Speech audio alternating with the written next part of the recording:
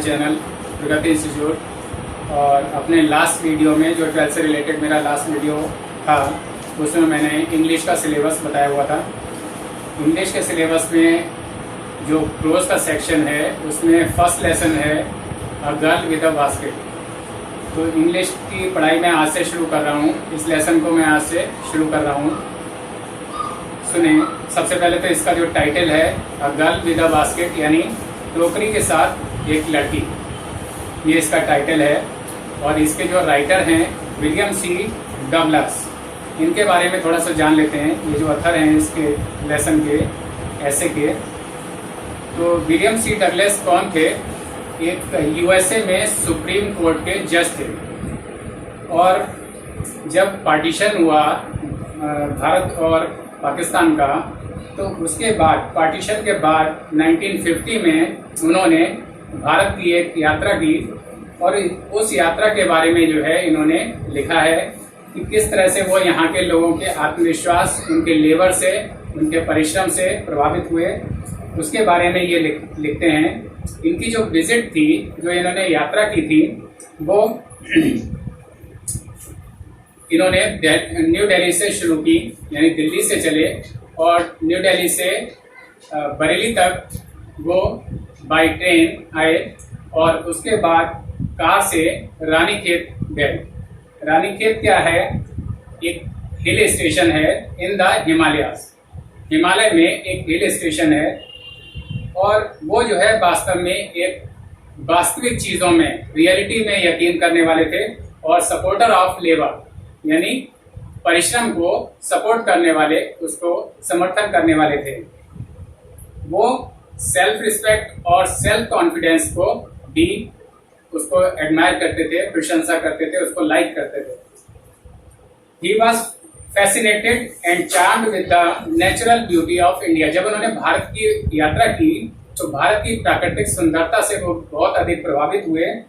और ये जो एक ऐसे है उनका a girl with a basket, ये जो है वन ऑफ दोज एसेज जो कि उन्होंने लिखे हैं, उनमें से एक ऐसे है। अब इस लेसन के बारे में थोड़ा सा जान लेते हैं।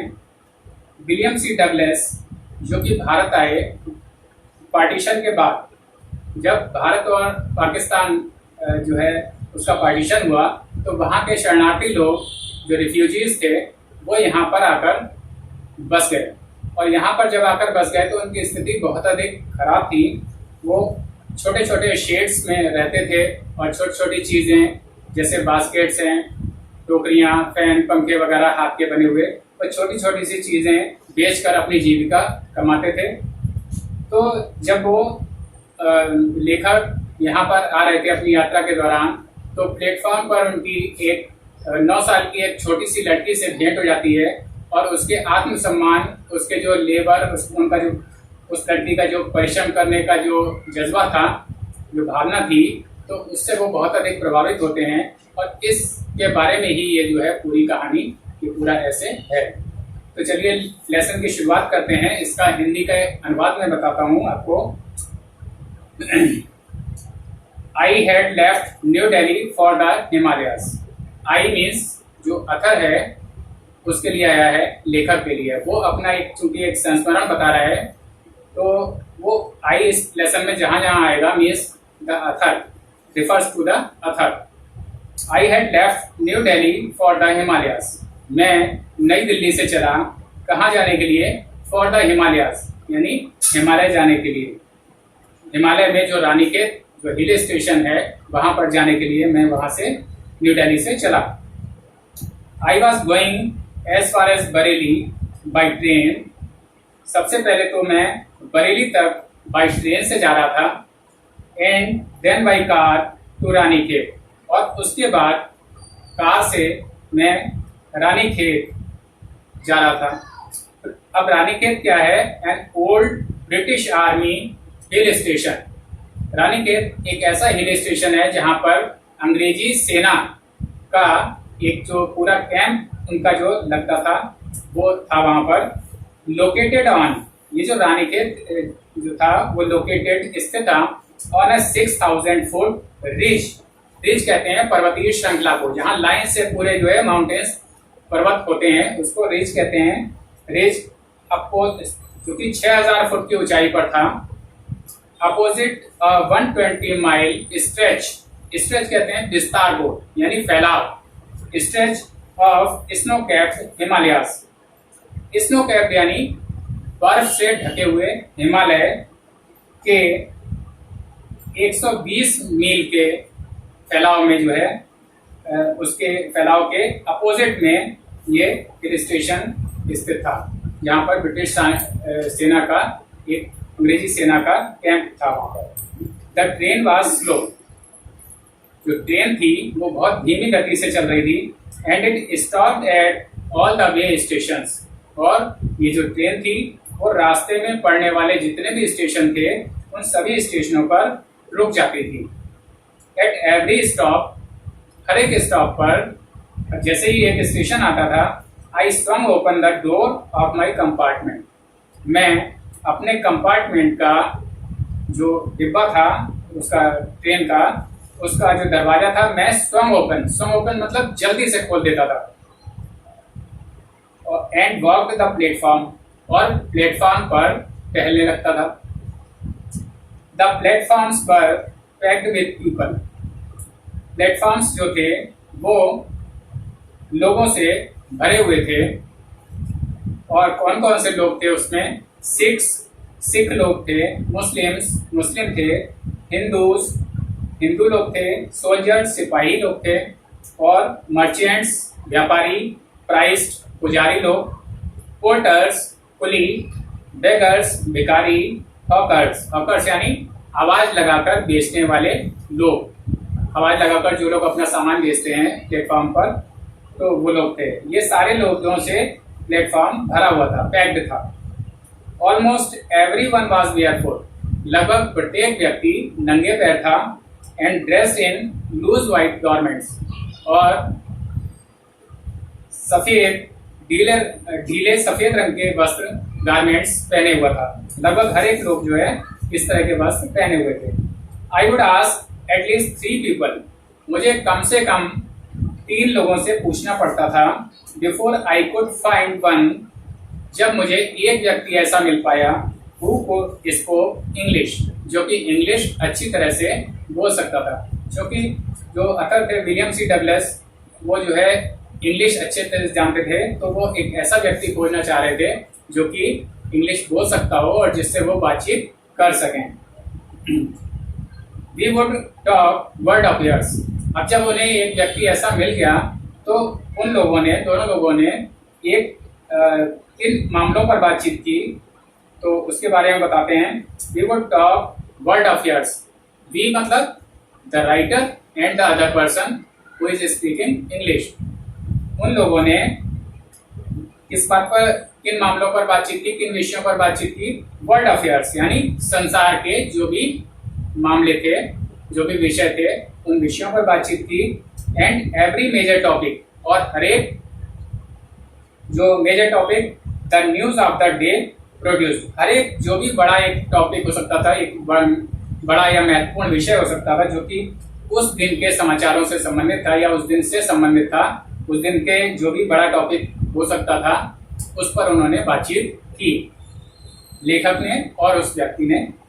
इन दिस वे, इस तरह से, आई वॉज ट्राइंग, मैं कोशिश कर रहा था, to get a feel of the pulse of the nation, राष्ट्र की यानी भारत राष्ट्र की नब्ज टटोलने की कोशिश कर रहा था।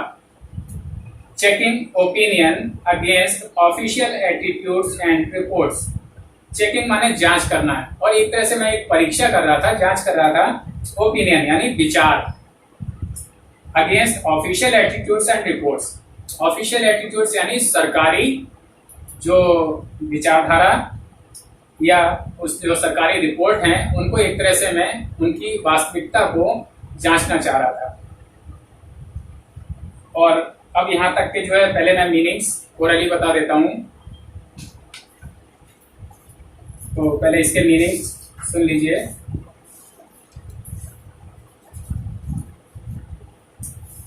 हेड लेफ्ट यानी चल दिया, फार यानी दूर, ब्रिटिश आर्मी अंग्रेजी सेना को कहते हैं, हिल स्टेशन पहाड़ी स्थान, लोकेटेड यानी स्थापित, फुट लगभग 30 सेंटीमीटर अथवा लंबाई का जो भी नाप होता है 1 फीट वगैरह 12 इंचेस का, रिज कहते हैं लंबी पहाड़ी कतार, यानी जहां लाइन से पहाड़ हों उसको रिज कहते हैं। अपोजिट यानी दूसरी तरफ, स्ट्रेच विस्तार, स्नो कैप्ड यानी बर्फ से ढका हुआ, स्टॉप रुकने का स्थान या कोई जो रास्ते में स्टेशन पड़ रहे थे उनको स्टॉप कहा गया इस लेसन में।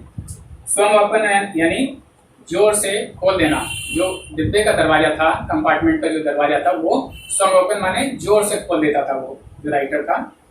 कंपार्टमेंट यानी रेल का डिब्बा। तो अब नेक्स्ट इसके जो और डिफिकल्ट वर्ड्स हैं उनको भी थोड़ा सा सुन लें। एक पैक्ड है, पैक्ड यानी भीड़ से भरा हुआ। पीपल यानी लोग, मर्चेंट्स व्यापारी लोग, पोर्टर्स कुली लोग, हॉकर्स फेरी लगाकर सामान बेचने वाले यानी जो आवाज लगाकर अपना सामान स्टेशन पर बेचते हैं। ऑलमोस्ट लगभग, बेयरफुट नंगे पैर, ड्रेस्ड यानी पहने हुए, लूज ढीले ढाले, और गारमेंट्स वस्त्र, लीस्ट कम से कम, स्कोप बोलता था, अफेयर्स यानी मामले जो विषय, मेजर टॉपिक महत्वपूर्ण विषय या बड़ा जो सब्जेक्ट हो सकता था उस दिन का, प्रोड्यूस्ड पैदा होना, feel of the pulse of the nation यानी राष्ट्र की नब्ज टटोलना या राष्ट्र के बारे में एक असलियत का पता लगाने की कोशिश करना, चेकिंग परीक्षण करना, जांचना, ओपिनियन यानी विचार, व्यू, अगेंस्ट विरोध में, ऑफिशियल सरकारी या शासकीय जिसको कह सकते हैं, एटीट्यूड व्यवहार, बिहेवियर। अब नेक्स्ट पैराग्राफ को हम लोग पढ़ते हैं और उसका जो हिंदी ट्रांसलेशन है वो मैं आपको बताता हूं। ये है the route led through one of the richest of India's agricultural areas. Route, जब लेखक यात्रा कर रहा था तो वो जिस रूट से यात्रा कर रहा था, जो रास्ता था, मार्ग था, उसके बारे में वो बताता है कि वो मार्ग कहाँ से होकर जाता था और उस मार्ग में क्या क्या था। द रूट जो रास्ता था, ले through one of the richest of India's agricultural areas.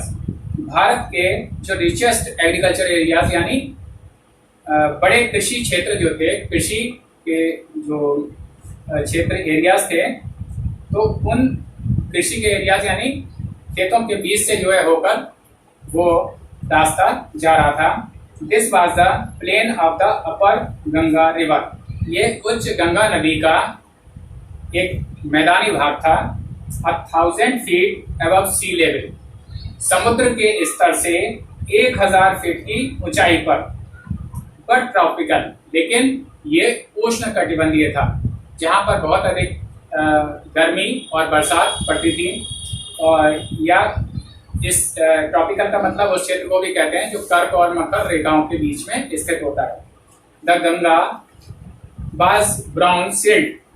Ganga का जो पानी था उसमें सिल्ट कहते हैं जो थोड़ी सी गंदगी टाइप की आ जाती है, रेत वगैरह जो आ जाती है बहकर, तो वाज ब्राउन सिल्ट। तो वो किस कलर की दिखाई दे रही थी?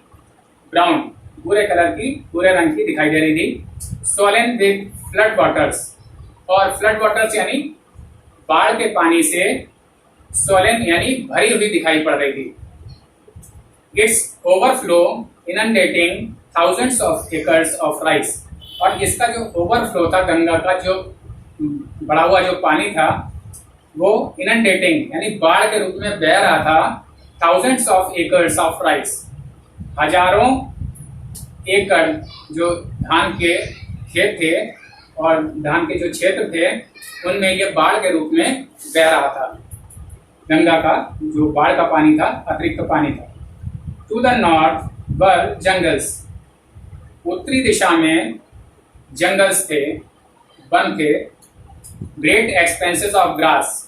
जो कि घास के बड़े बड़े झुंड की तरह से, ग्रेट एक्सपेंसेस, बड़े बड़े फैलाव, घास के बड़े बड़े मैदान की तरह से, जिसमें ऊंची ऊंची घास थी। तो वो मैदान इस तरह से थे उत्तर दिशा में। हायर देन अ मैन्स हेड, और वो घास की ऊंचाई कितनी थी, किसी व्यक्ति के सिर से भी ज्यादा ऊंचाई उस घास की थी।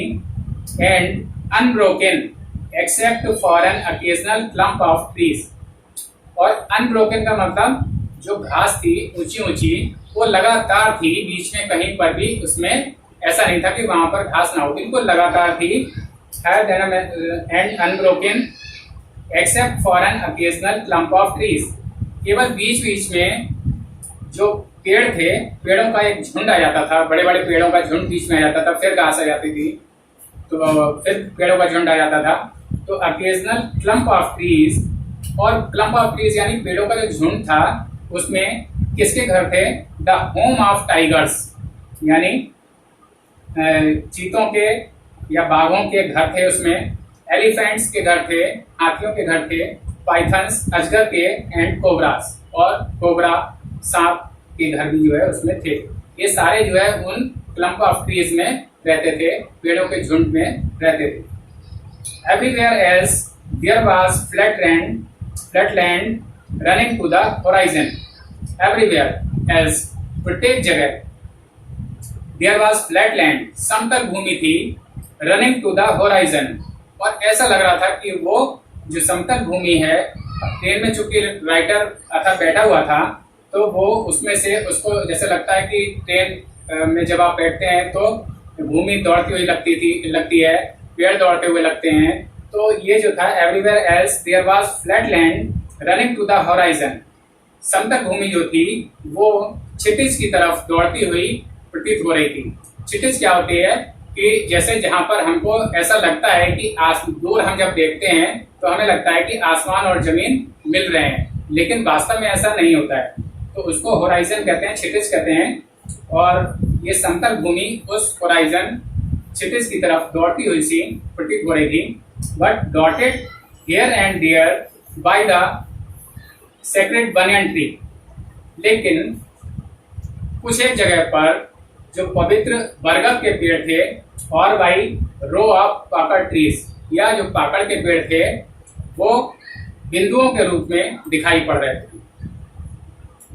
Shaped like elms and having thick twisted Trunks, shaped like, और जो बरगद के जो पेड़ थे उनकी आकृति कैसी लग रही थी, शेप्ड लाइक एल्म्स, एल्म्स यानी चिरावेद का वृक्ष एक कहलाता है, या आप समझ सकते हैं उसको एक प्रकार का वृक्ष है। तो उस वृक्ष की तरह से ये जो बरगद के पेड़ और पाकड़ के पेड़ जो थे वो प्रतीत हो रहे थे, लग रहे थे। Like elms and having thick twisted Trunks, और जो बरगद के पेड़ में जैसे होता है कि उसकी जो जड़ें सी वो लटक रही होती हैं, तो हैविंग थिक ट्विस्टेड ट्रंक्स, उसकी जो वो जड़ें ट्विस्टेड यानी मुड़ी हुई सी प्रतीत हो रही थी। Hot humid air was moving in from the southwest, hot यानी गर्म, humid यानी नमी युक्त, air was moving in from the southwest, दक्षिण पश्चिम से गर्म और नमी युक्त हवा चल रही थी।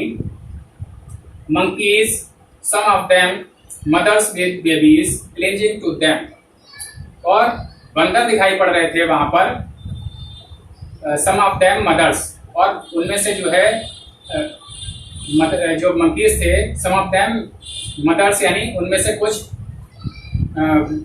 मदर्स थी, विद बेबीज, उनके जो बच्चे थे, बंदरों के छोटे छोटे बच्चे, वो क्लिंजिंग टू देम, उनसे चिपटे हुए थे, बंदरियों से, और एंड राइडिंग अंडरनीथ, और उनके नीचे जो है वो लटकते हुए से चल रहे थे। अंडरनीथ यानी नीचे। Song of trees at the stations, और स्टेशन पर जो पेड़ थे उन पर वो कूद रहे थे, उछल कूद कर रहे थे। लुकिंग फॉर फूड, और वो वहां पर भोजन की तलाश में थे। द विलेजेस वी पास्ड, जिन गांवों से होकर हम गुजरे, हम यानी लेखक हेड वॉल्स, अब वहां की दीवारों के बारे में या वहां के किस तरह के घर बने हुए थे उसके बारे में लेखक बताता है। द विलेजेस वी पास, जिन गांवों से होकर हम गुजरे, head walls made of mud, उनकी जो दीवारें थी वो मिट्टी से बनी हुई थी और उसमें mixed with water and cow dung. दीवारें किस चीज की बनी हुई थी उन घरों की, यानी मिट्टी और उसमें गोबर और पानी मिला हुआ, इस तरह से वहां की दीवारें इस चीज से बनी हुई थी। Their peaked roofs were thatched, उनकी जो चोटीदार छतें थी, यानी जो झोपड़ी होती हैं तो वहां पर जो छतें होती हैं वो एक चोटी की तरह से होती हैं। Their peaked roofs were thatched, वो उन पर क्या था, थैच को कहते हैं हिंदी में, वैसे अगर छप्पर के उसमें कहते हैं तो थैच, यानी अब वो थैच किस तरह से थे, कैसे बने हुए थे उसको देखिए। बंडल्स ऑफ घास, यानी घास के, यानी सूखी घास के जो एक बंडल्स होते हैं tied to bamboo poles. Bamboo poles यानी बांस के जो डंडे थे उनको खड़े करके नीचे से बंडल्स ऑफ ग्रास जो है उसमें अक्रॉस, इधर से एक तरफ से दूसरी तरफ छत के रूप में उसको बनाया हुआ था। Stretched across the rafters, rafters कहते हैं बल्लियों के लिए या मोटे, तो उसके वुडन डंडे तरह से आप समझ लें, तो उसके अक्रॉस पहले उस पर नीचे डंडे खड़े किए, उस पर राफ्टर्स यानी मोटे जो लकड़ी के डंडे वो लगाए गए और उस पर बंडल्स ऑफ ग्रास जो है वो टाइट करके इस तरह से एक वो बनता है, छप्पर बनता है, छत बनती है एक तरह से, पीक्ड रूफ।